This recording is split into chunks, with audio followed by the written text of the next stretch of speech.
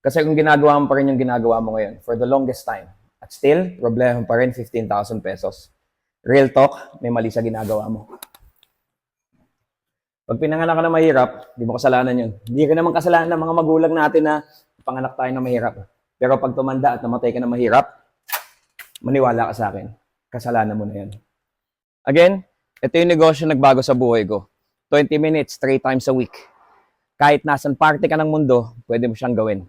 So guys, it's up to you to make that choice.